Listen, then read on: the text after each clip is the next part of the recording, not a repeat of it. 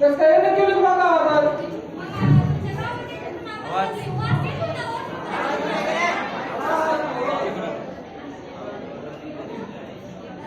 Hello मामा, तुमच्या गावात येतं ना कसं तरी वास येतो का हो धोत्र्याच्या फुलासारखा? वास?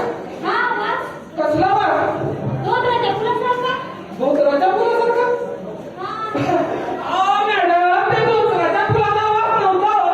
हा मग अहो मॅडम, आमच्या गावकऱ्यांनी सकाळी सकाळी रामपऱ्या पिवळे पिवळे धोत्रातून पिवळे पिवळे फुलं टाकलेल्याचा वास आहे की. छी छी छी.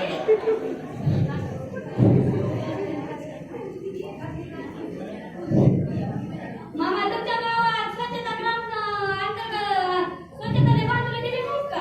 हा, बांधून दिले की ग्राम स्वच्छता अभियानातून शेतकऱ्यांना आमच्या संघात बांधून दिले होते गावात. पण शासनाचे त्याचे आम्हाला पैसे पण पडले.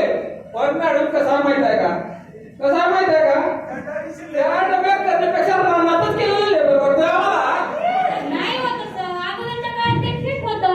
पण आताच्या काळात कसं लोकसंख्या वाढ झाली आहे. त्यामुळे विषाणू जीवाणू त्याचा होत आहे. म्हणून स्वच्छता करा. असं म्हणता? बरं मॅडम, तुम्ही म्हणता तर त्याच्यात करतो. इथं कुठं? इथे नाही करत. बरं, जाऊ द्या.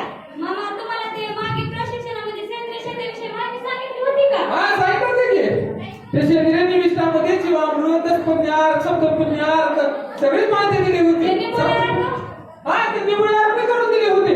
निंबोळी अर्क सगळ्यात छान. रासायनिक शेती करण्यापेक्षा तुम्ही तणनाशक कीटकनाशक तुम्ही सेंद्रिय निविष्ठीतून करा.